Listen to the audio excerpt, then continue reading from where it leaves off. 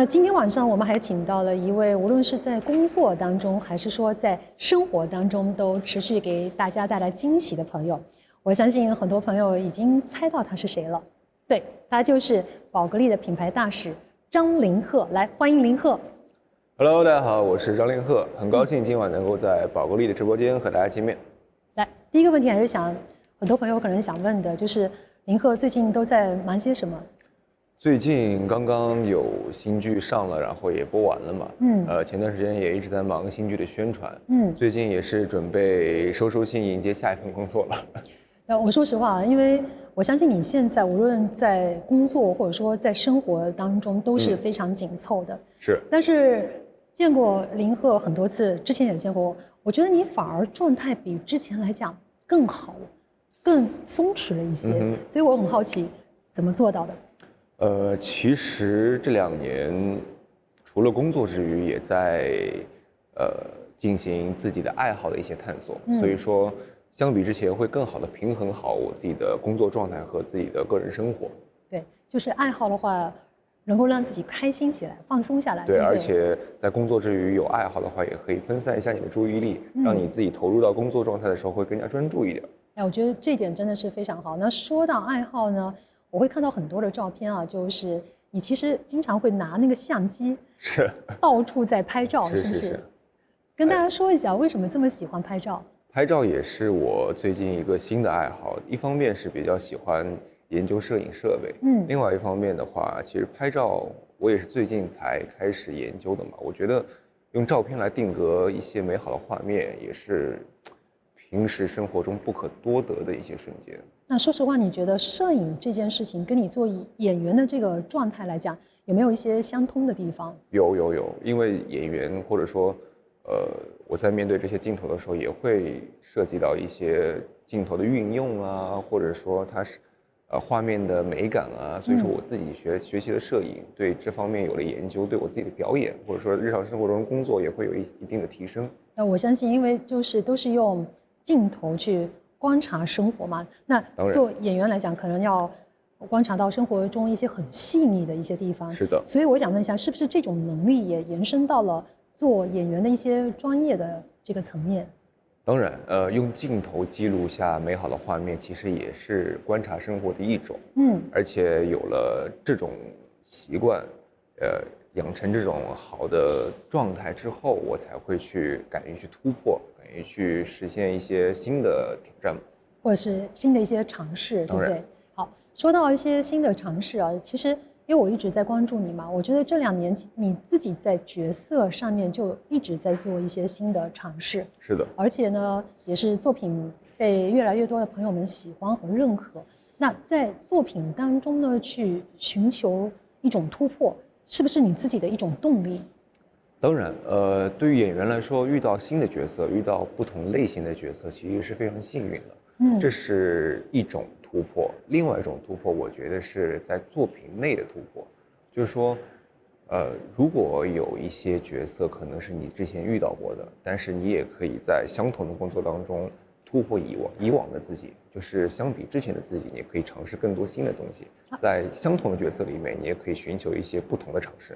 那说实话，我真的觉得你对自己的要求是很高的，就是哪怕有一些你觉得类型上有一些雷同，但是你可以演出不一样的风格来。对啊，因为我现在去回看之前自己的作品，也会觉得在某些方面可以做得更好。那现在如果我再次遇到这样的角色，我也会尝试去突破以往的自己吧。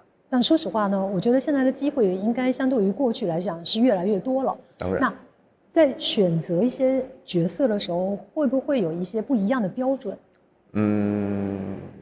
还是不变的，就是下一个角色能不能让自己，有更宽的领域，能不能把自己本人撑开一些，是我选择角色比较重要的一点。就是你看这个角色，第一件事情是不是能够打动你？第二就是能不能让自己再往前走一步，这个是你现在非常非常看重的，对吧？是的，是的。就我刚刚说的撑开嘛，就不仅仅是说角色类型上面的不一样，可能在角色本身以内，我也可以去尝试改变一下我以前的习惯，能不能让观众可以看到不一样的我？对。那有没有哪一类型的角色确实是以前不太敢去碰的，但是现在对于你来说，哎，我可以试一下，我可以挑战一下，有没有？不太敢去碰的？没有。还真没有不太敢去碰的，但是我之前也说过，我有不太会去过快的去尝试的角色，就是一些比较超越我自己现在个人阅历的经历的。对，我不能够去够一些我说实话现在能力达不到的，这样会有一些，反正我对我自己的要求就是做不到60分或者做不到70分，我就不会去尝试。我真的觉得你这一点的话是非常的真诚的，就是不是所有的人都可以像你这样很真诚的去面对，哎，这个可能就是我现在达不到的，对，我可以再等一等。可以再等一等，对，不急，不急，不能心急。对，我觉得这一点是非常真诚的，不是所有的人都可以勇敢的说出来的。是。但是随着这个角色越来越复杂，你有没有好奇过，或者说是你有没有担心过？哎，观众会怎么去看待这种变化？举个例子啊，比如说年龄跨度比较大了，或者这个角色真的是非常非常复杂的。就你会觉得说，哎，跟以往的形象好像突破太大了啊！在尝试之前会有，在去挑战之前，我会担心说，哎呦，我去这一次挑战了这么大的改变，大家对我的，这个人的理解会不会有我做不到的地方？就是说，大家对我的包容度有没有那么大？但是虽然说有这种担心，但还是会去做，因为你如果不做的话，也没办法看到观众对你的反馈嘛。所以说每一次新的角色出来，大家说哦，原来张凌赫在这方面还能演成这样，或者说张凌赫还能驾驭这样的角色，对我来说是一种非常非常大的鼓励。那能不能说这个也是支撑你去完成一步一步的这个角色的突破？这个是一个很大的动力在里面。当然，敢于犯错，勇于犯错，在面对挑战前，难免会有一点担心。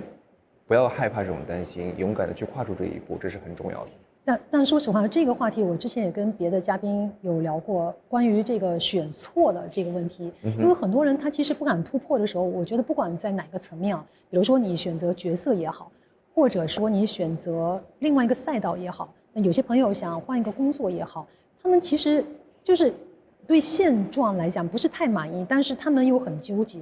因为他怕做出这个选择，选错了这个选择，这个结果是他不能承受的。所以我想在这个方面，你有没有自己的一些心得？就你也不怕？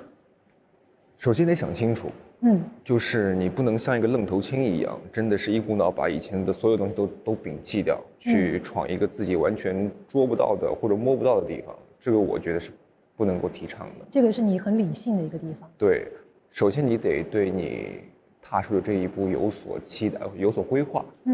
其次你得喜欢上这个东西，这个很关键。我觉得热爱是很重要的一件事儿。是你不管怎么样去冒险，怎么样去突破自己，你往前走的那个区域一定是自己热爱的。就好比说我去选择一个新的角色，选择演一个新的题材，如果这个题材不是我心底里认可的，或者说自己心底里去向往的一个东西，我觉得去做也不会做得很好。所以就是只要是认定自己所爱的去做了，想清楚了，勇敢的去做，就是不后悔了，对不对？好，那再继续说到，我注意到今年你还做了一件特别有意义的一件事情，就是拍了公益的纪录片《零碳未来》。我看了，是不是只有3集？只有3集。因为我就看到3集，我说哎，会不会还没有出来？纪录片嘛，纪录片嘛，对。那说一说，跟大家介绍一下这个纪录片里面讲的是什么样的一个内容，好不好？主要讲的还是探访我们国家新能源发展和生态保护的一些成果。然后我去了很多的地方，也跟着当地的一些工程师啊，或者说当地的工作人员去，看了一下他们的工作环境。其实对我来说是一次非常非常大的成长。对，我有看到一集，因为你说你是在无锡的太湖。对，从小在那儿长大，是，所以那个太湖当时就是环境比较恶劣，然后那个工程师他们想了很多的方法去解决，你就全程是在观察，而且我发现你很棒的一点，可能是接触到你自己以前学到的这个专业。其实你在这个纪录片拍摄过程当中的时候，很多工程师跟你说的话，其实你是理解的，而且你问出来的问题也是非常专业的。是我以前的学习过程当中，对这方面的知识有所涉猎吧。但当然这是一方面，另外一方面是我其实确实对这一个领域还是喜欢的。还是喜欢的。对，所以说在做这个纪录片，在做这份工作的时候，我是非常有动力去做，就跟着他们一起去工作，然后也非常有动力去突破以前的自己，去探索一些我未知的领域。就聊到现在呢，我会发现林鹤身上有2个特别有意思的突破时刻啊。那第一个，大家可能都知道，林鹤学理工的，对不对？理工男。那后来呢，完全选择了一个不同的方向，去当了演员。是。那第2个突破呢，是当了演员之后呢，又有机会回到这样的一个领域，又拍了这么一部这么有意义的纪录片。就说的这个纪录片里面，它的内容是跟你以前学的专业其实是有些挂钩，有挂钩的，有相关的。所以这2次的选择其实都不是说推着你往前走，而是你自己主动跨出去的，是一个主动的一个选择。对，所以我特别好奇的是，你做这些选择的时候，驱动你的那个核心的原因是什么？2个方面。比如说，先说第一个吧，我从以前的专业到演员。对，这个跨度太大了。对，这一步驱动我的动力是好奇心。因为说实话，以前在学习的过程当中，并不知道演员是一个怎样的职业。对，所以说我非常想去探索一些我未知的东西。所以就跨出了那一步。这一步是好奇心驱动我的。对。第2次，我从演员的身份再次回到我以前的专业，去探索一些我以前可能没有学到底的东西。这一步是热爱。对，因为我喜欢这个专业，我对这方面的专业知识有探索的欲望，我非常想去了解更多的东西，所以说我就跨出去了。所以你觉得这个之间是不冲突的？当然不冲突，因为都是自己爱的一些事物和事情。是的，是的。那在迈出那一步之前的时候，你自己觉得心里是有底的，还是说其实也有怀疑，也有不确定的时候？每一次都有，每一次都有不确定的时候，每一次其实底气都不是非常的足，但是也是想明白了，就是也是怎么说呢，做了小小的调研，对，也是了解了一下这个行业，了解了一下，我该去做些什么事儿，我才会去跨出那一步。但我很好奇啊，就是因为学了那么久的这个专业，包括学理工方面的知识。那选择要去做演员的时候，我相信家里人肯定是非常诧异的。是，当然。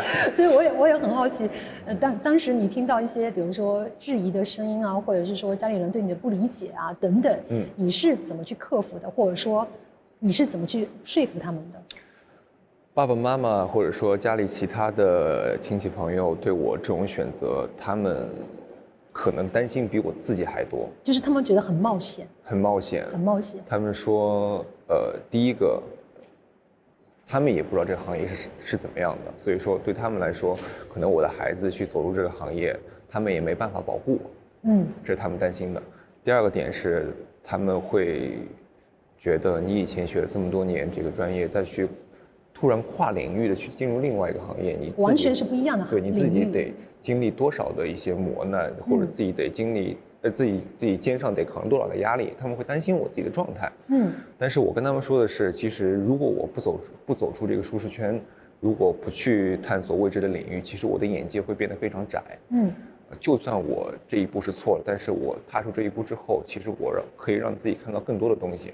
对我以后的职业生涯，对我以后的人生来说也是非常有益的。那可以这么讲，你是想得很清楚，因为我还年轻，我想要面对一些新的东西，我想去挑战它，而且我有一定的时间，有这个容错的这个空间，有试错的机会。对，而且最后你会发现说，不管它是成功还是不成功，对于人生来讲，它都是一种体验。当然，都是经验嘛，都是经验是最可贵的。所以我们刚才有聊到说你平时的一些摄影啊，包括说你观察生活也好，参与去拍摄这个纪录片也好，这些尝试现在看来其实都是在慢慢的拓宽你的一些边界，对不对？没错。所以我很想问你，你是怎么看待我们今天的主题突破？突破？对。因为我们今天的主题呢就是突破，那宝格丽140余年，它做的很重要的一件事情就是突破边界。突破其实就是说到底，本质上面就是勇于突破以前的自己，让自己的眼界打开来。你刚刚说的那点非常对，就是拓宽自己的边界。其实对个人来说也好，对于宝格丽来讲也好，其实就是把自己的边界打得越来越开，让更多的风格、更多的状态、更多的人都可以包含到自己身上来。就像宝格丽有很多不同的产品、不同的珠宝一样，它可以适合很多不同的人种，人群，然后人的状态、人的情绪、人的气质，对。那说到这儿呢，我正想说，宝格丽呢，它就是把突破呢刻在它的 DNA 里面，是这样的一个品牌。那刚才你也说到了，宝格丽有很多的突破，它有很多不同的系列，有没有哪一个的设计是特别打动你的？打动我的。都打动，都心动。怎么办？10个手指，2只手都非常打动我。当然，我最喜欢的还是灵蛇系列。它的那个灵蛇图腾，我觉得非常非常的有特点。对啊，它既有冲击感，又不失美感，因为它的线条我很喜欢。它有那种灵蛇的灵动，但是又不失那种线条的那种。我找一个形容词哈，它有点像建筑的建模。建筑的什么？建模。建模，对不对？对，非常非常的有建筑结构的美学。是，你抓住了宝格丽它设计的一个精华、一个精髓所在。是吗？是这样的，我觉得说的非常的好，而且这个林和真的，我发现说你是一个好奇心很强的人，因为你生活中有很多不同的尝试，所以我觉得丰富了你很多，让你现在看起来就是我在跟你对谈过程当中的时候，我会发现说，哎，林和成熟了很多，而且魅力也比以前增加了很多，这个真的是一件很好的一件事情啊。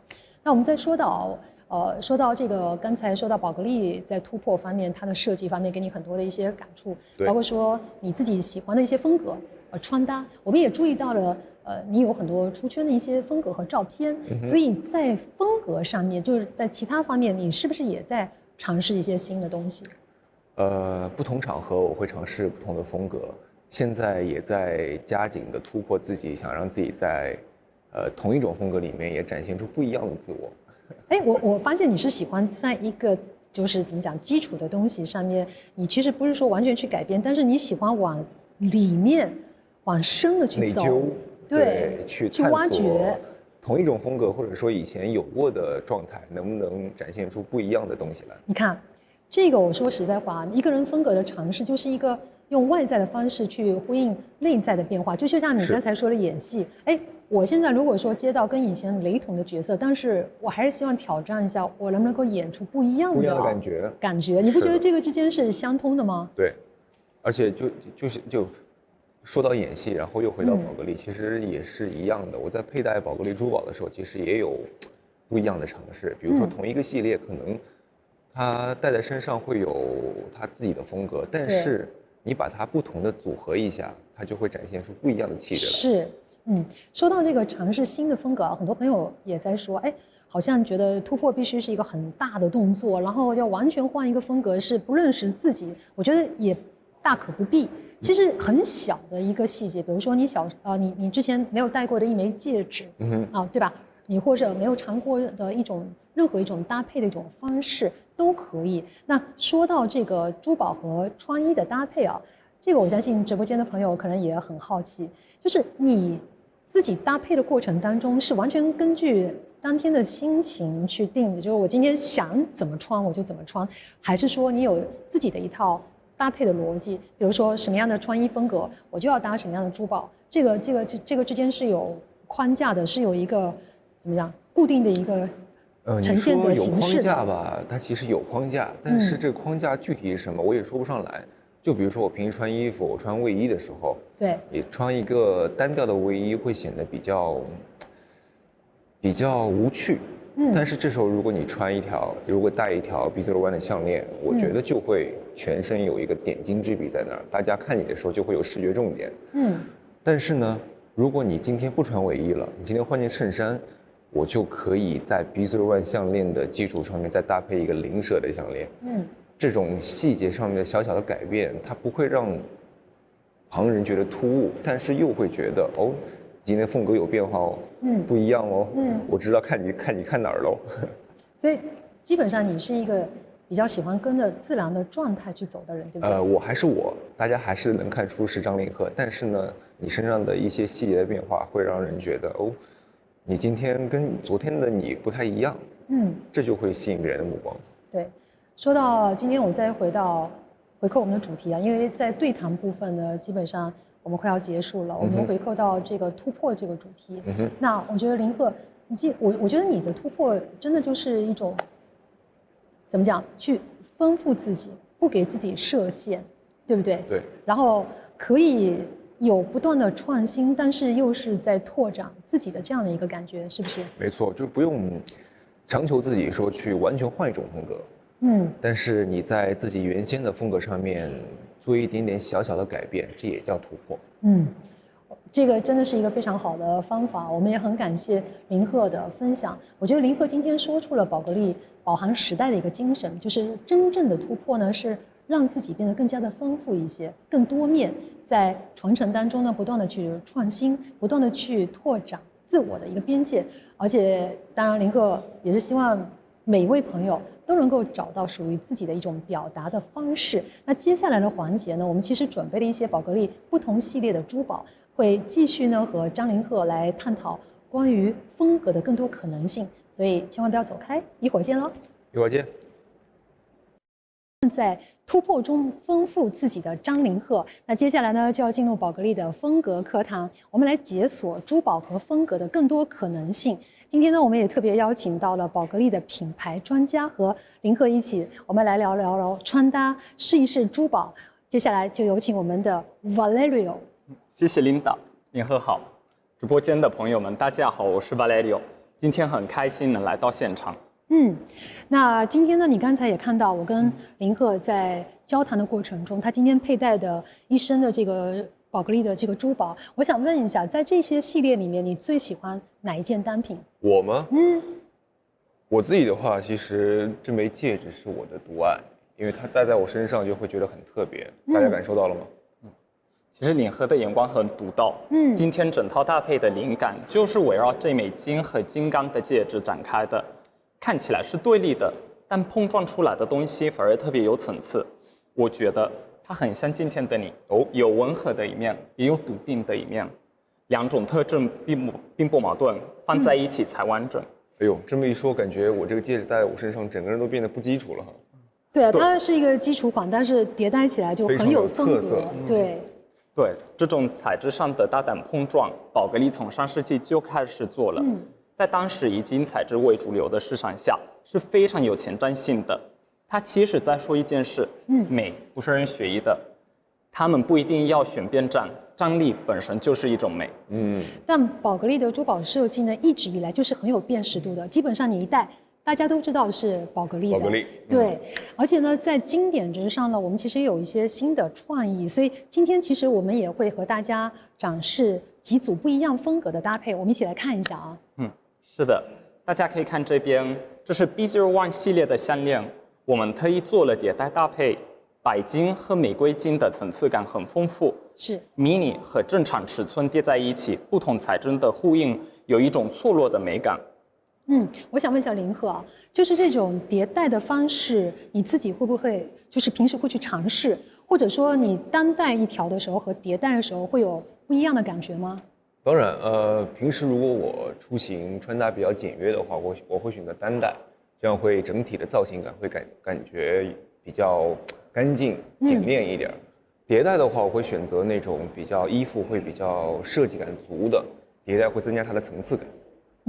更加有风格一些，没错，对不对？没错。而且 B01 这个系列呢很特别，因为它其实有一个建筑的这种感觉，硬朗的感觉，但是它的材质方面呢，因为它有碰撞嘛，所以就很丰富，也很有层次感。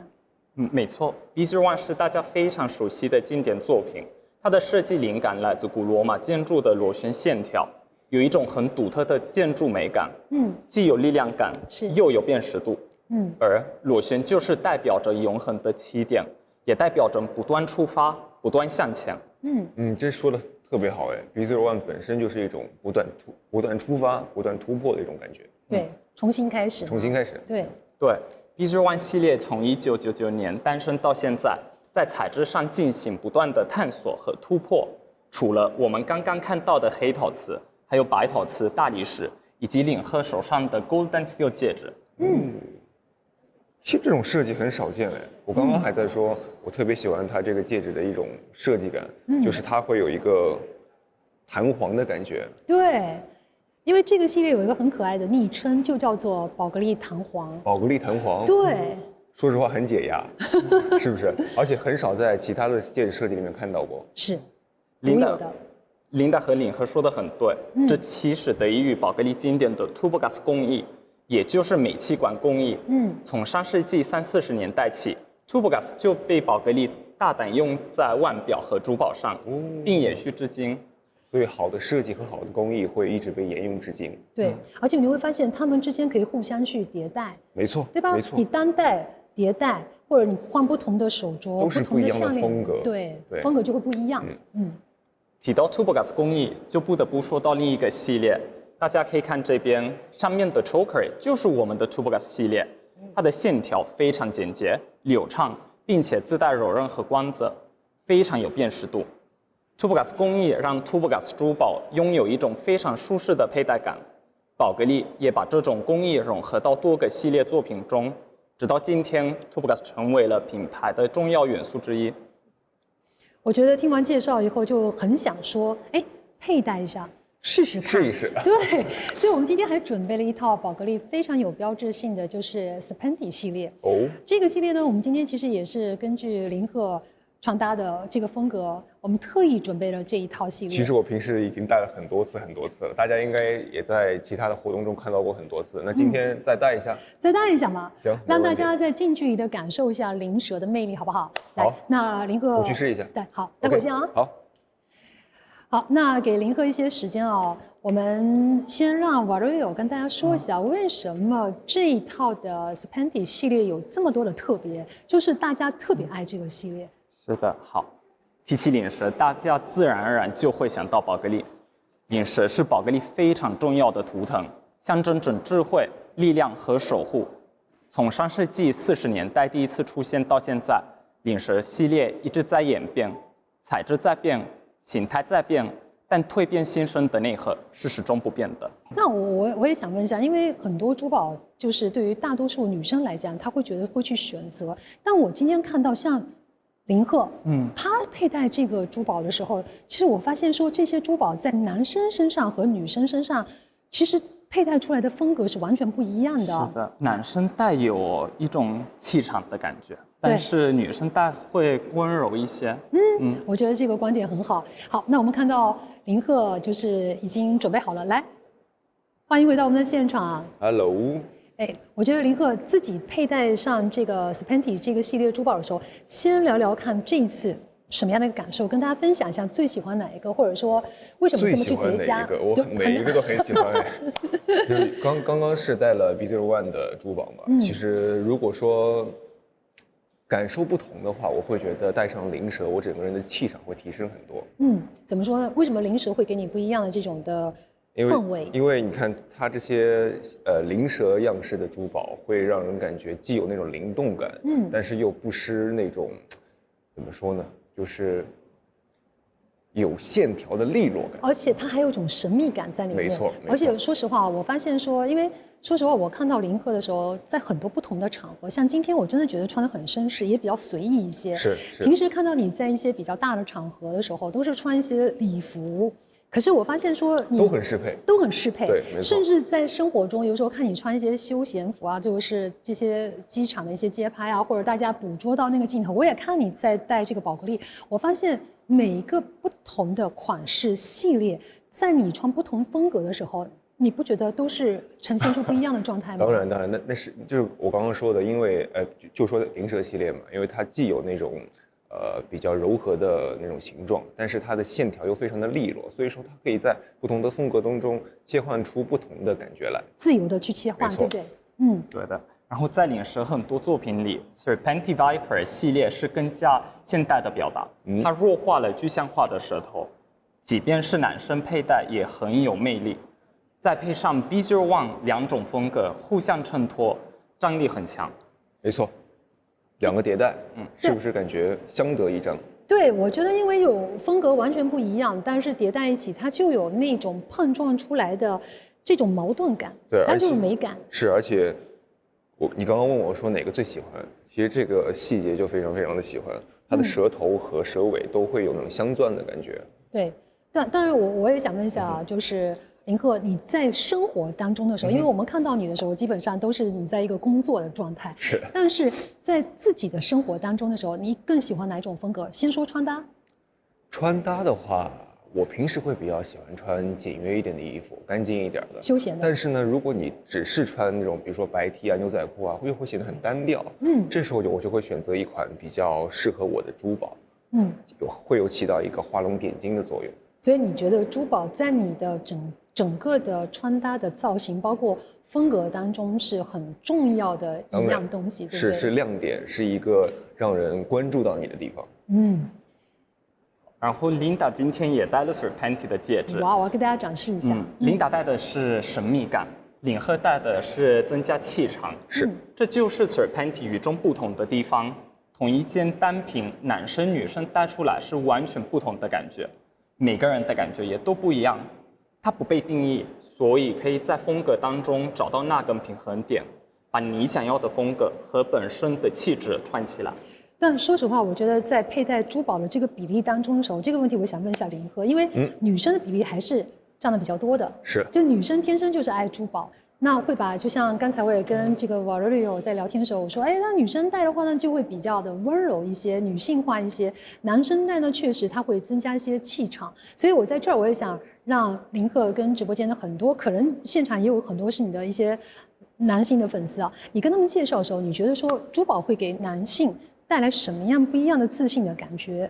就你自己佩戴珠宝那种感觉。其实对我来说，珠宝不分男女，并没有说是针对于某一个特别的群体。哎，我说的非常好。是因为，就是比如说我个人吧，我平时出行，你说简单的衣服搭配，当然会有自己的风格，但是如果有珠宝的加持，会把你个人的风格更加强化。你选择不同的珠宝，选择不同系列的珠宝，也代表你个人的一种情绪嘛。但如果真的是，比如说参加一个比较重要的颁奖典礼啊，走红地毯的时候，你通常会选择哪一些胸针啊，或者是说项链啊、戒指，还是你都可以？如果说有一组珠宝的话，我会特别选一个比较需要去突出的珠宝，然后其他珠宝去辅助它，而不是说选择都是重点，这样会让人觉得没有视觉重点。比如说可能是胸针是重点，没错，但是你可能会佩戴一些戒指啊、项链啊作为辅助。我觉得非常好，因为这2年我真的是，因为说实话，跟林鹤也是认识很早，然后我一路看到你成长到现在真的就是那个巨星的风范出来了，而且造型上、出圈的那些照片、风格上，我觉得你在各个的地方都在谈到怎么讲，自己在不断的突破吧。是，所以今天来到现场，还是让我觉得跟以往还是有一些很不一样的感觉，就是气场会更加的稳一些。那也是因为有了宝格丽的这一系列的珠宝嘛，因为主题就是突破，不断的更新自我。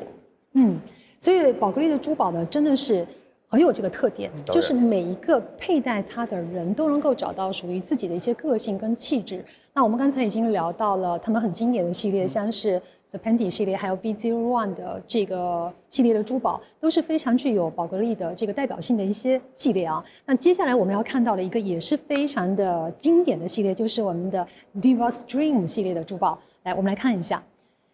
大家可以看到啊，这里面有很多美丽的小扇子，相信很多朋友呢，其实对于这个系列也非常的熟悉啊。这个系列从经典的珍珠的母贝，到色彩缤纷的像孔雀石啊、青金石啊、红玉髓啊等等，其实每一个小扇子呢，都在用不同的色彩在讲故事。是，所以这个系列我也想问问林鹤，你跟宝格丽合作这么久，你觉得这个系列你看到这么多的色彩，你有什么样的一个感受？我有什么样的感受？我没有戴过哎，这是我最大的感受。当然，开玩笑讲的话，其实这个我第一眼看到是感觉它有非常非常多色彩，这些彩宝搭配，我觉得不同的人都可以从中找到合适自己的风格。而且我想问一下 Valerio，是不是它每一个色彩都有它自己的一个象征的意义在里面。是的，然后 Diva Stream 的设计灵感就是来自罗马卡拉浴场的扇形马赛克图案。在东西方的文化里，扇形都象征着优雅和幸运。很多女生喜欢 Diva Stream， 不只是因为它好看，还因为它给人一种向上的能量。比如这款珍珠母贝项链给人一种温柔的感觉，对，很玉髓，很热情，然后满钻非常明亮，每一种材质好像都在讲述一种不同的气质。如果刚刚说灵蛇会提升人的气场，我觉得这戴上这个小扇子会让人感觉到很明媚，对，非常阳光开朗的感觉。还真是，而且 Diva Stream 的扇形弧线辨识度很高，也非常百搭。我觉得也很适合 Linda 今天这身搭配。我要跟大家好好介绍一下，大家可以看一下我今天佩戴的这个珠宝，因为我今天就选择了叠戴。那一条呢，就是大家看到的 Diva Stream 这条项链啊，叠戴的一条呢是 B01 七夕的特别款的项链。那我让导演可能要给一个更近的这个镜头看一下，才能看得更仔细。因为上面呢是镶嵌的这个粉色的蓝宝石，你可以看得清楚吗？对，颜色很特别。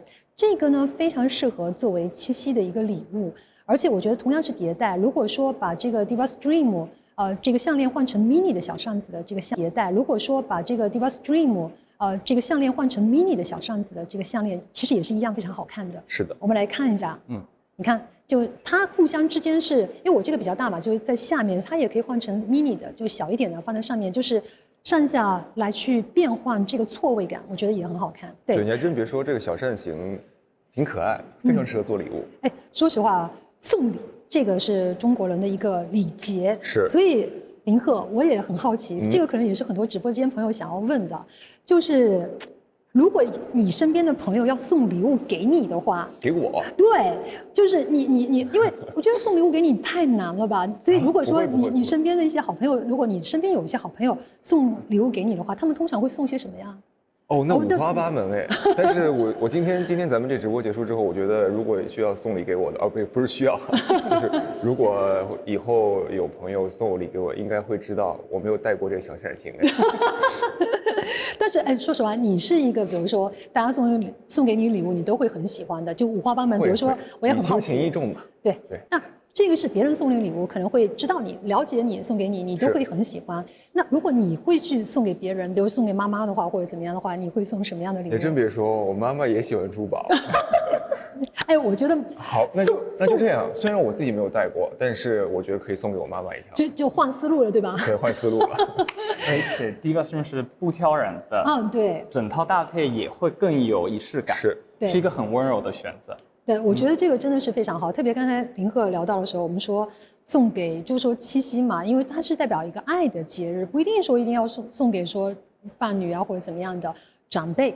朋友之间的这个友谊，有爱的就可以送。对，所以送妈妈珠宝呢，这件事情是一定不会出错的。出错的，对，是。那今天呢，真的是，来到现场，我觉得聊了这么多，聊了风格，聊了课堂，聊了一些珠宝的世代是非常开心的。我觉得在结尾的时候，林鹤，你对这个风格课堂有没有自己特别想说的一些感悟？想说的感悟，或者就感觉分享嘛，没有什么特别深奥的一些感受。当然没有，就感受，就是希望可以早日戴上小扇形。没有，唯一没有最真切的对，就是因为唯一没有尝试过就这个系列，对不对？对啊，我特别喜欢很有那种很 cute 的感觉。哎，说实话，这里面这几个颜色的话，你要真挑的话，你会更喜欢哪个颜色？如果是我，这个呢？这个颜色，这个应该是青金石的。颜色我觉得都可以适应不同的场景，但是我想试一下这个。哇，我们来看看啊，这个是林鹤，对，满钻的，没有尝试过的，但是他特别喜欢，或者说特别想要尝试的是这个满钻的这个小扇子。好，那谢谢林鹤，也谢谢 Valerio， 今天晚上聊得特别的开心啊！当然也要感谢在直播间一直在陪伴我们的朋友们。我觉得最后的时候，两位再跟直播间的朋友道个别，好不好？好呀，好呀。Hello， 很开心今天能够在这里陪伴大家，然后也希望后边可以让大家看到更多赏心悦目的珠宝，还有你的作品。哎，还有我的作品，一起来吧，一起来吧。行，那今天就先跟大家聊到这儿，晚安。好，谢谢各位，晚安。好简别，谢谢。